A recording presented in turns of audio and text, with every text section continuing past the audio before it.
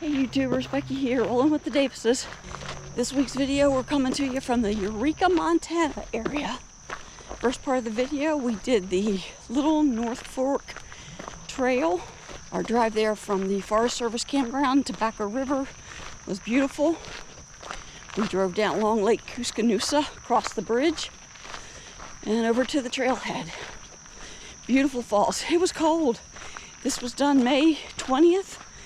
And it was chilly anyway, and then that water coming down that falls, it was cold in that canyon. Take a look.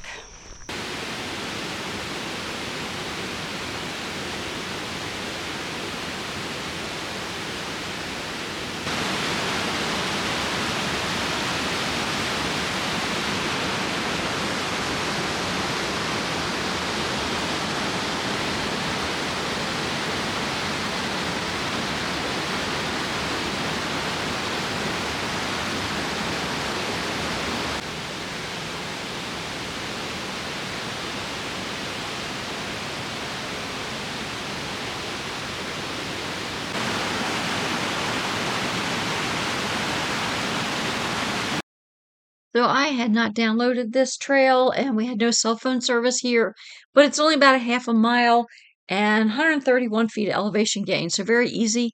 Then we found another little side road and got some cool pictures of Little Red.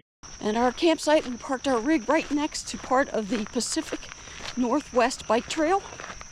So that gave us great access. We walked it one day, got our bikes out and rode the next. So we got that here for you. And at the end of that trail in the town of Eureka is a Heritage Museum. Unfortunately, we were there just before Memorial Day, and the buildings did not open till Memorial Day. So we only got to see the buildings from the outside. There's still a lot of good stuff to see there. So come along, see what you can see. We are on the Pacific Northwest Trail from Tobacco River Campground. This section of the trail is actually a rail trail. By my research, it was part of the Great Northern Railway.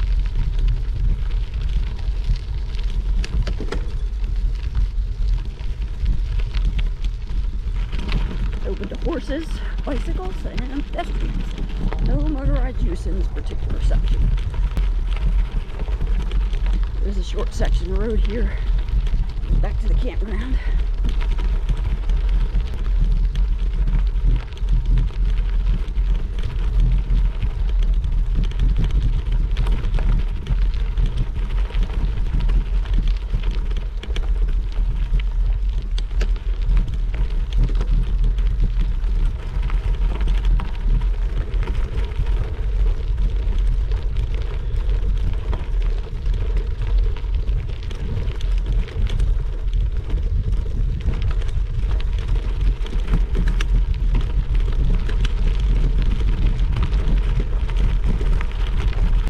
The Pacific Northwest Trail is 1,200 miles long from the Pacific to the Continental Divide.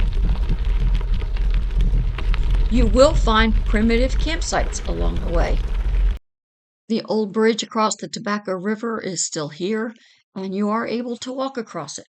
The other side, though, is private property.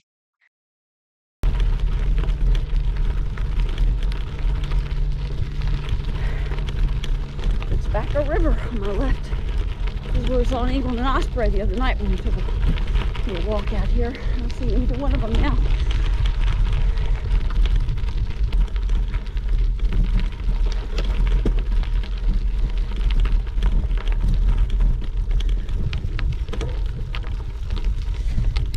Alright, we're about 3 miles in. Stopped, take some pictures. Realized there actually are still railroad tracks running beside us up here on the bank on the right. Oh, there's the tracks. Cool.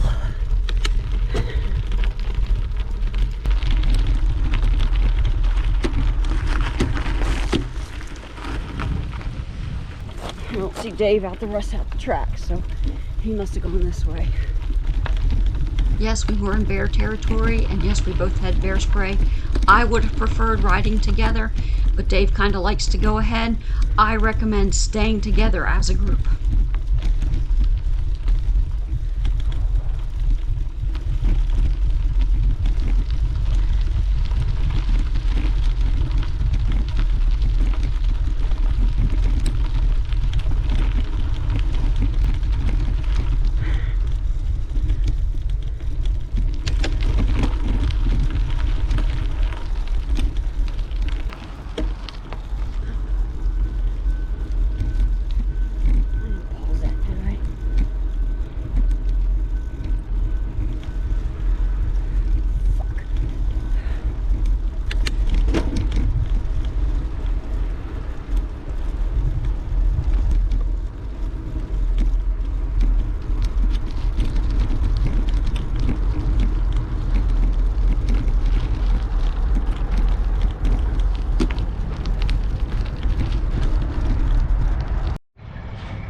So we have ridden into the town of Eureka and come across the historical museum.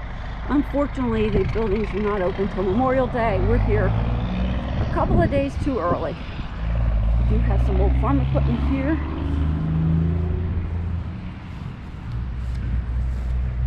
I like the way it's marked. That's good. Keeps us from having to guess what we got. Slip scraper. Everybody knows a Conestoga wagon. We've got a feed grinder, stump puller. Interesting. Here we have the story of Sophie Morgo. Born into a fur trader family, she became a fur trader herself and lived here from 1863 to 1916. Here to my left is the Big Creek Cabin remote base camp. It was taken apart log by log, numbered, and rebuilt by a high school history class. It would have been a base camp for fire lookout, it says. See if we can see inside.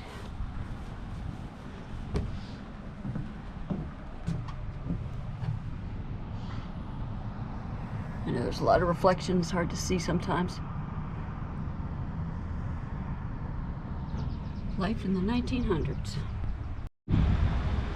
This larch tree was cut in 1915 for the Roberts Mill on Meadow Creek, and you could see where they cut notches to put springboards to work their way up the tree to cut it down. Here is the Historical Village Museum itself. It's got a general merchandise sign over top. Looks like we got a blacksmith shop. Over here we've got a board talking about the first cabin. I don't know if it was moved here and this is the first cabin, but it was built by two brothers who homesteaded here with 400 head of beef cattle. They originally called the town Deweyville, town site, and it became Eureka. Here is the Rexford train station, built in 1903. They call it the Rexford Depot. And I do believe that is a stationary baler. Hay would have been brought in and baled. Hay or straw. Dave may know it. Oh, it's a Fordson. Tractor's a Fordson. Got an early water pump. And beside it, a threshing machine. Separate the wheat and the straw. Got a Great Northern Railway train car. I want to say caboose. Lookout tower.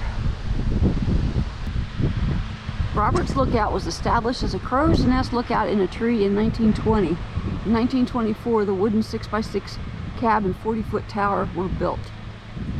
The lookout sat on Roberts Mountain just west of Fort Time. Called it Shorty's Lookout for Ross Shorty Young, who was stationed there from 1924 to 1943. The tower was last used in 1962 and moved here to the Valley Museum in 1979. Eureka County Library, Lincoln County Library, Eureka Division, used from 1923 to 1971.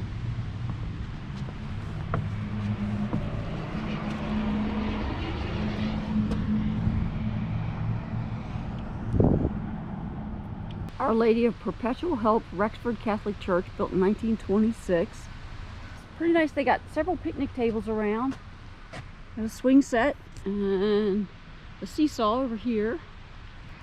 At the Iowa Flats School, built in 1902. The Iowa Flats School was originally named, I gotta get a little closer, Road School. When designated by Flathead County, it was renamed when Lincoln County was separated from Flathead County in 1909. The name resulted from the numerous homesteaders from Iowa who followed roads into the area northwest of Eureka. Abandoned in 1969 and moved to the village the same year. Some old maps inside. We'll have to get back sometime after between Memorial Day. We have friends in the area, so we'll be back. That's probably the church outhouse there. Here we have another cabin. It says was built in 1892 by Joseph Peltier, donated by the Duke Barneys. There's wood slat shingles, wood, I guess, well, I don't know if they're cedar, but wood shake shingles, hand-hewn logs, pretty cool. So I hope you enjoyed what you saw. A lot in this area that we did not get to explore. We're gonna have to come back. Next week's video, we're gonna be crossing into Canada. Come along, be sure to check it out. And as always, let's keep rolling.